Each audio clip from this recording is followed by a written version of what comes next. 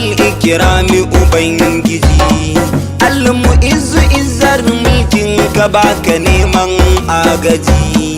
Adalin sarki kore na faɗa aji a gane annabi ne sahibar sultani shugaba.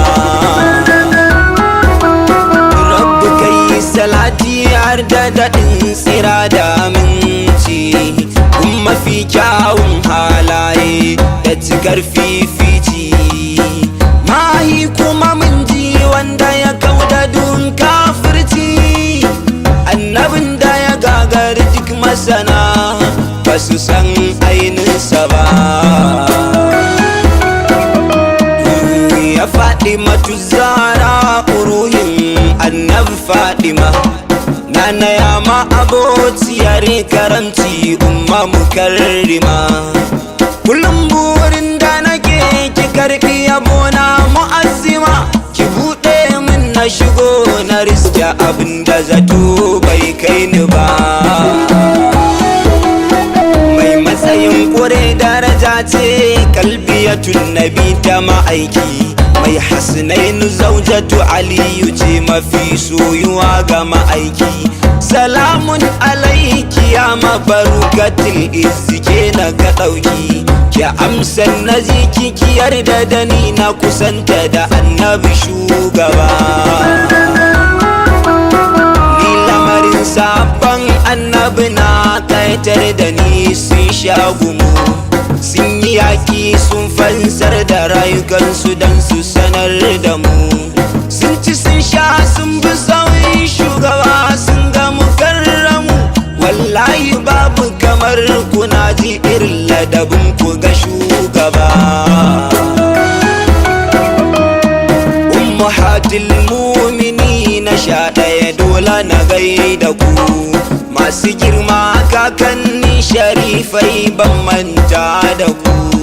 Ya mahaifan annabi dukkan halatfa baya ja da ku, wallahi duk mai kaunar annabi da gaske ba zai ki ku ba.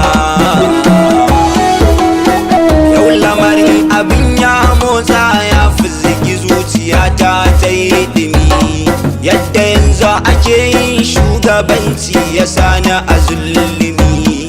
An bar koyarwar Allah da shugabana mun ni'imi, mu sani kuma in aka bar shari'ar Allah ba za a rabauta ba.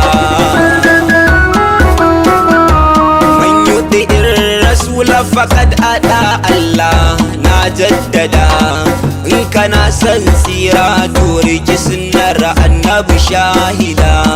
Man tamassaka bi sunnati dakhala aljannata, shi ya faɗa mu sani kuma shine shari'u ba shari'a in ba shari'arsa ba. Babu kundin tsarin mulkin da za ya kai na shugaba, babu wata hukuma da za ta zo da hukunci yayi gaba, babu wani shiri ko tsarin da ba ka san shari'arsa ba. Ku zo mu bi tsarin annabi kai da gaji ba a kayi kamar sa ba. Tun daga fari shi mukhtari ne dan zaɓaɓɓe ne, Allah aminu haka suke ta kiransa amintacce ne. Mai gaskiya ake gasgatawa shi musaddiku ne, kuma sannan muslihu ne, jagoranci sai shugaba. Shi jagoranci na sabai raba arziki da talauci, nagartacce a zamansa da kowa yayi adalci. Baya kwana da dirhami sai dai ya bai mabukaci, mai hidimtawa al'umma ne baya kyamar kowa shugaba. Shi ya shugabanci dukan sashe a salon tsarinsa, fasasa biza kalkali nan sai da ya tausasa.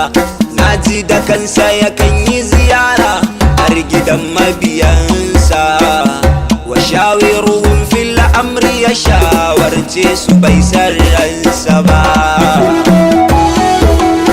Mai faɗakar da al'umma ne, mafi tausayi ga mutane, mai hukunci da adalci ne, bai ɗaukar ziga ta mutane.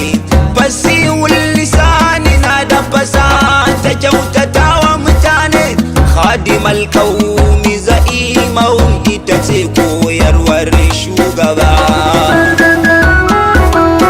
Bai taɓa takurawa mai rauni ba, afuwa ga duk sashi ne.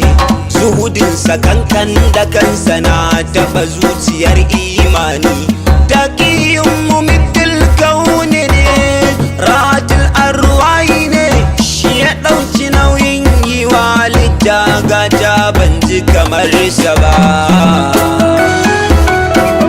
Mai karfafar mai rauni ne, mafi tausasawa mutane, mai tallafawa dukkan mai neman taimako da alkhairi ne. Shi baya kyamar kowa, ga dukkan alam rahama ne. Ina mai isa ya kamar ta annabi, sai ka ji babu tana gaba. Annabi shi faɗin rahama ne, kuma adalin masarautu, bai taɓa hantarar kadimansa ba, ko ba wanda ya yantu. Idan aka mai shar sai ya mai da alkhairi don mu fahimtu. Shi ne wanda ke nema wa magautansa rahama, ku ji shugaba. Assalamu alaika mafi tausan halittar rabbana. Assalamu alaika ka ji ni da jin halarar saidana na. Assalamu alaika kira ni na zo raudar ka mu zazzauna. Mai kairin anami ne, ka karbi yabona shugaba. Assalamu alaika manba'ul barakati mujtaba.